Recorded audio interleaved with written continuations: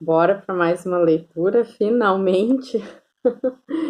Vamos lá, estamos na página 596, segundo Macabeus, perseguição sob Antíoco IV. Quando a notícia desses acontecimentos chegou aos ouvidos do rei, ele concluiu que a Judéia queria desertar. Trazendo seu exército do Egito, com o ânimo enfurecido, conquistou a cidade de assalto e ordenou aos soldados que matassem sem compaixão aqueles que caíssem em suas mãos e que degolassem os que refugiassem nas casas. Houve, pois, mortandade de jovens e de velhos, carnificina de homens, de mulheres e de crianças, massacre de donzelas e de meninos.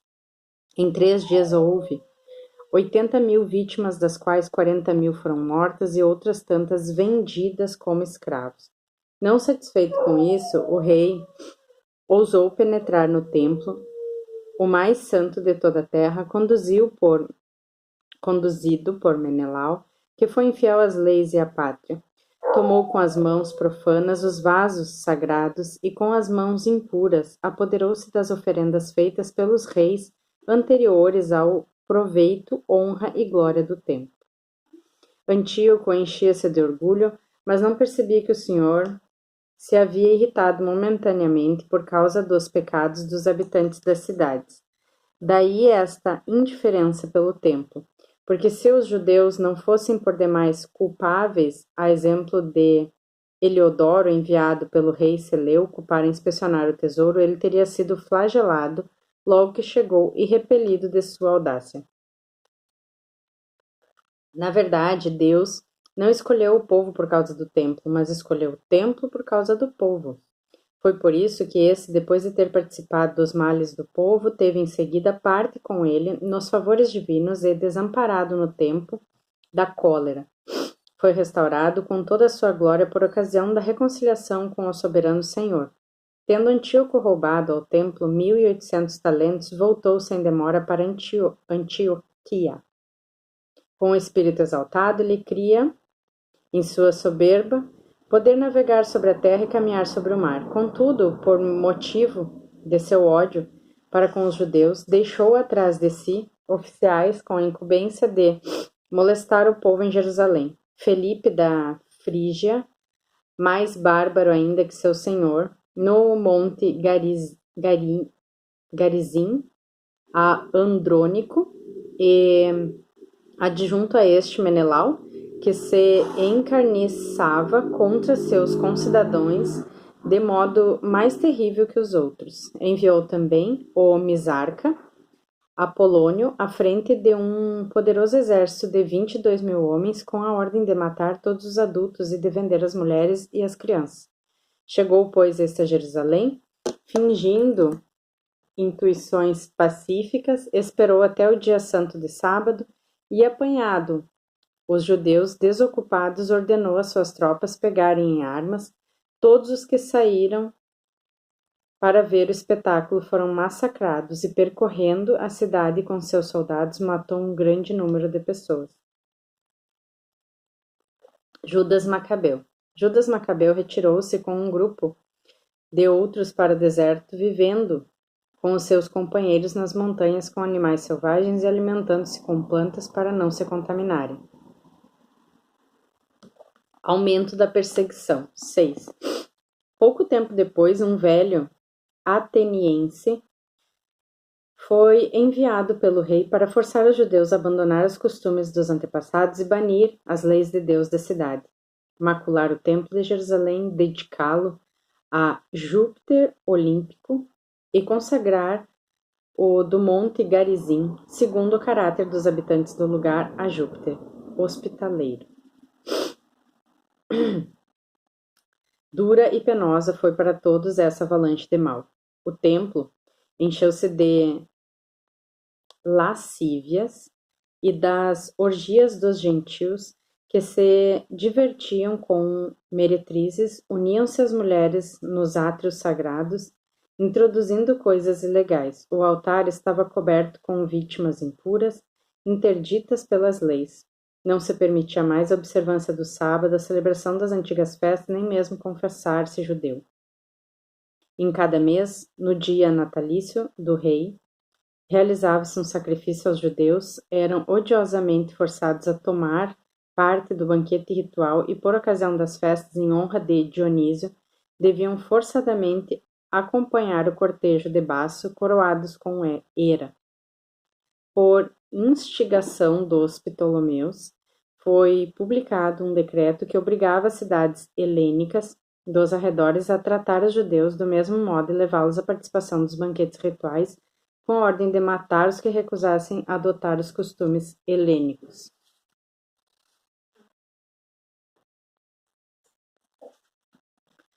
Podiam-se, pois, prever as aflições que os aguardavam. Assim, 2 mulheres foram acusadas de circuncidarem suas crianças, foram arrastadas publicamente pela cidade com seu filhinho pendurado aos peitos e precipitadas do altar das muralhas. Outros se haviam retirado às cavernas vizinhas para aí celebrarem secretamente o dia de sábado. Denunciados a Felipe, foram todos queimados, porque não ousaram defender-se por respeito à santidade do dia. Reflexões morais. Suplico aos que lerem este livro que não se deixem abater por esses tristes acontecimentos, mas que considerem que estes castigos tiveram em mira não a ruína, mas a correção de nossa raça. Porque é sinal de uma grande benevolência a seu respeito o fato de não suportar por muito tempo os maus e de, ao contrário, castigá-los sem tardança. Quanto às outras nações, o Senhor espera pacientemente antes de as punir, que elas tenham enchido a medida de sua iniquidade. A nós, porém, ele prefere não nos tratar assim, com receio de ter que nos punir mais tarde, quando tivermos pecado demasiadamente. Assim, não nos retire ele jamais a sua misericórdia e não abandone seu povo no momento em que corrige pela adversidade, mas que tudo isso seja dito apenas a título de lembrança, e com essas palavras voltemos à narração. Martírio de Eleazar. Havia certo homem, já de idade avançada e de bela aparência, Eleazar, que se sentava no primeiro lugar entre os doutores da lei. Queriam coagi-lo a comer carne de porco, abrindo-lhe a boca à força. Mas ele, cuspindo e preferindo morrer com honra a viver na infâmia, caminhou voluntariamente para instrumento da tortura, como devem caminhar os que têm a coragem de rejeitar o que não é permitido comer por amor à vida. Ora, os encarregados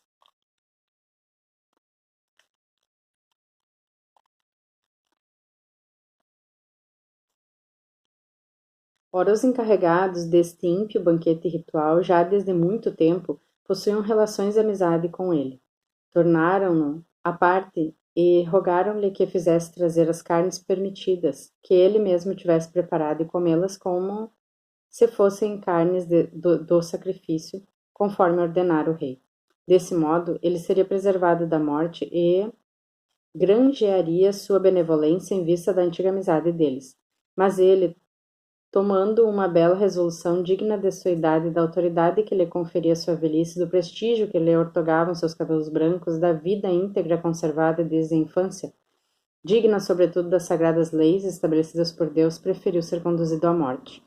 Não é próprio à nossa idade, respondeu ele, usar de tal fingimento para não acontecer que muitos jovens suspeitem que Eleazar, aos 90 anos, tenha passado os costumes estrangeiros. Eles mesmo após meu gesto hipócrita e por um pouco de vida se deixariam arrastar por causa de mim, e isto seria, para minha velhice, a desonra e a vergonha.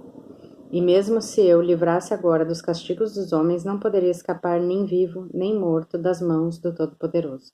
Sendo assim, se eu morrer agora corajosamente, mostrar-me-ei digno de minha velhice, e terei deixado aos jovens um nobre exemplo de zelo generoso, com o qual é preciso dar sua vida pelas santas e veneráveis leis. Ditas as palavras, ele se dirigiu ao suplício. Aqueles que o levavam transformaram uma dureza a benevolência que pouco antes haviam tido com ele, julgando insensatas suas palavras, e quando ele estava prestes a morrer sob os golpes, exclamou entre suspiros: o Senhor que possui a ciência santíssima o vê. Podendo eu livrar-me da morte, sofro em meu corpo os tormentos cruéis dos açoites, mas suporto-os com alma alegre, porque é a ele que temo. Desta maneira passou a outra vida, deixando com sua morte não somente os jovens, mas também a toda sua gente um exemplo de coragem e uma memorável virtude.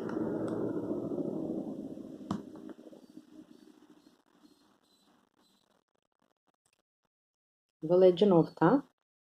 Desta maneira passou a outra vida, deixando com sua morte não somente aos jovens, mas também a toda a gente um exemplo de coragem e um memorial de virtude. Os 7 irmãos e sua mãe. Eu acho que seria irmãos, né? Mas vamos lá. 7. Havia também 7 irmãos que foram um dia presos com sua mãe e que o rei, por meio de golpes de azarrague e de nervos de boi, quis coagir a comer proibida carne de porco. Um dentre eles tomou a palavra e falou assim em nome de todos: que nos pretendes perguntar e saber de nós? Estamos prontos a morrer antes que violar as leis dos nossos pais. O rei, fora de si, ordenou que aquecessem até brasas sertãs e caldeirões. Logo que ficaram em brasa, ordenou que cortasse a língua do que falara por primeiro, e depois que lhe terem arrancado a pele da cabeça, cortassem também as extremidades, tudo isso à vista de seus irmãos de sua mão. Em seguida mandou conduzi-lo ao fogo inerte e mal respirando para assá-lo na sertã. Enquanto o vapor da panela se espalhava em profusão, os outros com sua mãe exortavam-se mutuamente a morrer corajosamente. O Senhor nos vê, diziam, e certamente terá compaixão de nós, como dizia claramente Moisés no seu cântico de admoestações. Ele terá compaixões de seus servos. Morto deste modo, o primeiro conduziram o segundo ao suplício. Arrancaram-lhe a pele da cabeça com os cabelos. Jesus Cristo, como é que eu vou ler isso? Perguntaram-lhe depois: comerás carne de porco ou preferes que teu corpo seja torturado membro por membro? Ele respondeu não, no idioma do seu país, e padeceu então os mesmos tormentos como o primeiro. Prestes a dar o último suspiro, disse-lhe: maldito tu, nos arrebatas a vida presente, mas o Rei do Universo nos ressuscitará para a vida eterna se morrermos por fidelidade às suas leis. Após isso, torturaram o terceiro. Reclamada a língua, ele o apresentou logo e estendeu as mãos corajosamente. Pronunciou em seguida essas nobres palavras: do céu recebi estes membros, mas eu os desprezo por amor às suas leis, e dele espero recebê-los um dia de novo. O próprio rei e os que o rodeavam ficaram admirados com o heroísmo deste jovem que suportava por nada os sofrimentos.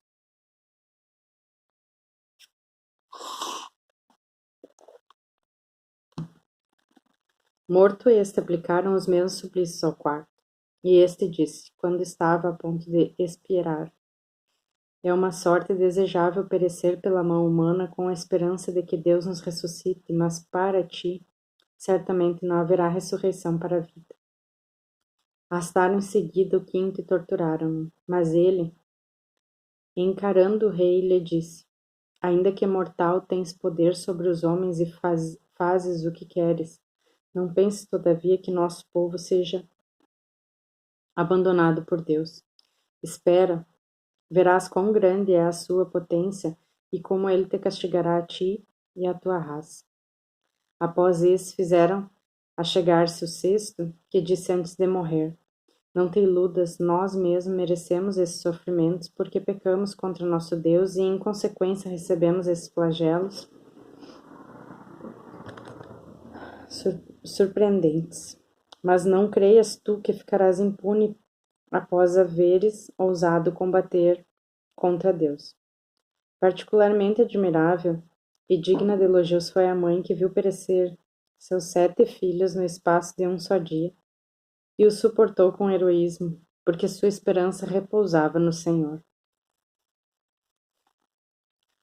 Ela exortava a cada um no seu idioma materno e cheia de nobres sentimentos por uma coragem varonil. Ela realçava seu temperamento de mulher. Ignoro, dizia-lhes ela, como crescestes em meu seio, porque não fui eu quem vos deu nem a alma, nem a vida, e nem fui eu mesma quem ajuntou vossos membros, mas o Criador do mundo, que formou o homem na sua origem e deu existência a todas as coisas, vos restituirá, em sua misericórdia, tanto o espírito como a vida, se agora fizerdes pouco caso de vós mesmo por amor às suas leis. Receando todavia o desespero e temendo o insulto, Antíoco solicitou em termos insistentes o mais jovem que restava, prometendo-lhe com juramento torná-lo rico e feliz se abandonasse as tradições de seus antepassados, tratá-lo como amigo e confiar-lhe cargos. Como o jovem não desse importância alguma, o rei mandou à mãe que se aproximasse e o exortasse com seus conselhos a que o adolescente salvasse sua vida como ele tivesse insistido por muito tempo, ela consentiu em persuadir o filho. Inclinou-se sobre ele e, zombando do cruel tirano, disse-lhe na língua materna: Meu filho, compadece-te de tua mãe, que te trouxe 9 meses no seio, que te amamentei durante 3 anos, que te nutri e te conduzi, e eduquei até esta idade. Eu te suplico, meu filho, contempla o céu e a terra. Reflete bem que tudo o que vês Deus criou do nada, assim como todos os homens. Não temas, pois, este algoz, mas se digno de teus irmãos e aceita a morte, para que no dia da misericórdia eu te encontre no meio deles. Logo que ela acabou de falar, o jovem disse: Que estais a esperar? Não atenderei às ordens do rei, eu obedeço àquele que deu a lei a nossos pais por intermédio de Moisés. Mas tu, que és o inventor desta perseguição contra os judeus, não escaparás à mão de Deus. Quanto a nós, é por causa de nossos pecados que sofremos. E se para nos punir e corrigir o Deus vivo e Senhor nosso se irou por pouco tempo contra nós, ele há de se reconciliar de novo com seus servos. Ímpio, não te exaltes sem razão, embalando-te em vãs esperanças enquanto levantas a mão sobre os servos do céu. Tu ainda não escapaste ao julgamento do Deus Todo-Poderoso que tudo vê. Enquanto os meus irmãos participam agora da vida eterna em virtude do sinal da aliança, após terem padecido num instante, tu sofrerás o justo castigo de teu orgulho pelo julgamento de Deus. A exemplo de meus irmãos, entrego meu corpo e minha vida em defesa das leis dos nossos pais e suplico a Deus que ele não se demore em apiedar-se de seu povo. Oxalá tu, em meio aos sofrimentos e provações, reconheças nele o Deus único. Enfim, que se detenha em mim e em meus irmãos a cólera do Todo-Poderoso que se desencadeou sobre toda a nossa raça. Abrasado de ira e enraivecido pela zombaria, o rei maltratou a este com maior crueldade do que aos outros. Morreu, pois, o jovem, purificado de toda mancha e completamente entregue ao Senhor. Seguindo as pegadas de todos os seus filhos, a mãe pereceu por último. Terminamos aqui nossa narração concernente aos banquetes rituais e estas atrozes perseguições. 2. História de Judas Macabeu. Feitos heróicos de Judas Macabeu. 8. Judas, apelidado Macabeu, e seus companheiros penetraram secretamente nas aldeias e convocaram seus parentes, arrastando consigo todos os que se haviam mantido fiéis ao judaísmo. Formaram assim um grupo de aproximadamente 6.000 homens. Suplicavam ao Senhor que olhasse para o povo desdenhado por todos, que se compadecesse do templo profanado pelos ímpios que tivesse compaixão da cidade devastada e perto de sua reduzida ao nível do solo, que escutasse a voz do sangue derramado e que a ele clamava, que se lembrasse da desumana carnificina de meninos inocentes e que vingasse também as blasfêmias proferidas contra seu nome. Judas tornou-se o chefe da tropa e os gentios viraram-se incapazes de resistir-lhe, porque a cólera de Deus tinha se convertido em misericórdia. Atacava de improviso as cidades e aldeias e as incendiava, ocupava as posições favoráveis, donde afugentava a não poucos os seus inimigos. Era principalmente à noite que ele empreendia estas expedições e a fama de seu valor espalhava-se por toda parte. Primeira vitória sobre Nicanor. Vendo Judas progredir dia a dia e alcançar sempre frequentes vitórias,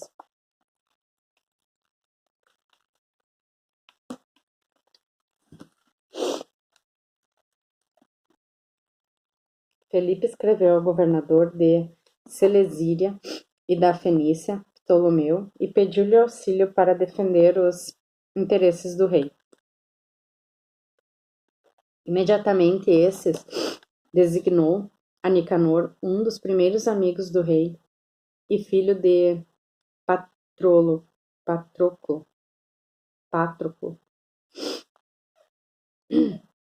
e o enviou à frente de uns 20.000 homens de todas as nações para exterminar toda a raça judia. Agregou a ele Gorgias, general perito em assuntos de guerra. Nicanor esperava obter, com a venda dos judeus, que fossem aprisionados os 2.000 talentos que o rei devia como tributo aos romanos. Enviou sem perda de tempo às cidades da costa o convite para que viessem comprar judeus, prometendo entregar 90 escravos por 1 talento. Mas não suspeitava então que o castigo do Todo-Poderoso iria cair sobre ele. A notícia do avanço de Nicanor chegou a Judas, o qual informou aos seus de chegada dos inimigos. Num relance, os que tinham medo ou não tinham confiança na justiça de Deus fugiram e dispersaram-se. Outros vendiam seus pertences, suplicando ao Senhor que os livrasse do ímpio Nicanor, que os havia vendido antes mesmo de os ter em mãos, senão por eles que fizesse, ao menos em consideração às alianças estabelecidas com seus pais e porque seu santo e sublime nome tinha sido invocado sobre eles. Macabeu reuniu então, ao redor de si, seus homens em número de 6.000, exortou-os a não se deixarem intimidar pelos inimigos, nem temerem esta massa de gentios que vinham injustamente contra eles e que combatessem com valentia, que penassem na indigna profanação infligida por eles ao templo, na humilhação imposta à cidade devastada, na ruína das tradições de seus antepassados. Eles confiam, dizia ele, nas suas armas e sua audácia, mas nós colocamos nossa segurança no Todo-Poderoso, que pode, com um só, leve aceno, desbaratar tanto os que nos atacam como o universo inteiro. Lembrou-lhes, no passado, o caso da proteção divina, como, por exemplo, do exército de Senaqueribe haviam perecido 180.000 homens e nesta batalha contra os Gálatas na Babilônia, 8.000 judeus tiveram que lutar ao lado de 4.000 macedônios. Com estes, se achavam-se numa situação crítica, os 8.000 judeus massacraram 120.000 inimigos por causa do socorro que lhes dado do céu, e alcançaram um vasto despojo.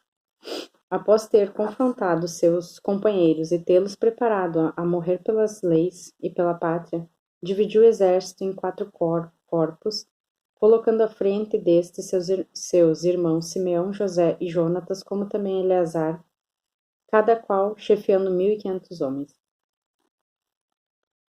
Apenas determinada a leitura do livro santo e dada a senha, socorro de Deus, ele mesmo pôs-se à frente do primeiro corpo e travou a batalha contra Nicanor. O Todo-Poderoso combatia com eles, massacraram mais de 90.000 inimigos, feriram e mutilaram a maior parte dos soldados de Nicanor e se puseram em fuga. Apoderaram-se também do dinheiro dos que tinham vindo para comprá-los e perseguiram por muito tempo os vencidos. Mas tiveram que desistir impedido pelo tempo, porque era véspera de sábado e isto os impedia de prosseguir. Recolheram as armas, arrebataram os despojos dos inimigos e chegaram assim ao sábado, bendizendo ao Senhor, a porfia e glorificando por haver livrado nesse dia, renunciando a alvorada de sua misericórdia. Passado o sábado, eles reservaram uma parte dos espólios para os que haviam sofrido com a perseguição, as viúvas e os órfãos, e dividiram o resto entre eles e seus filhos. Feito isso, rezaram ao Senhor em comum, suplicando misericórdia e reconciliação completa com seus servos. Nos diferentes combates com os soldados de Timóteo e de Báquides, eles mataram mais de 20.000 e tornaram-se senhores absolutos de várias praças fortes. A abundante presa dividiram-na em duas partes iguais, uma para si mesma, outra parte para os perseguidos, as mulheres, os órfãos e mesmo os anciãos. As armas que eles haviam recolhido foram colocadas diligentemente em lugares seguros e levados a Jerusalém, os demais despojos. Mataram o chefe dos guardas de Timóteo, o chefe dos guardas, um dos homens mais perverso que havia feito muito mal aos judeus. Quando celebraram a festa da vitória em Jerusalém, queimaram dentro de uma pequena casa onde se haviam refugiado Calístenes e os que haviam incendiado as portas do templo, infligindo-lhe assim o justo castigo de seu sacrilégio.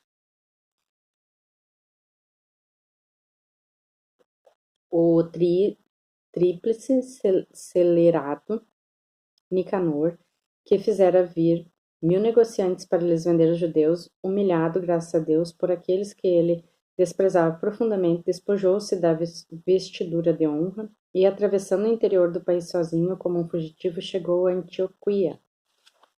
Feliz por ainda ter podido escapar ao desastre e seu exército, e o que tinha prometido pagar o tributo aos romanos, com o dinheiro que ele tirasse da venda dos cativos de Jerusalém, publicou que os judeus possuíam um protetor e que se tornava invulnerável quando observavam as leis estabelecidas por ele. Amanhã seguimos em Deus castiga Antioquia Epífanes.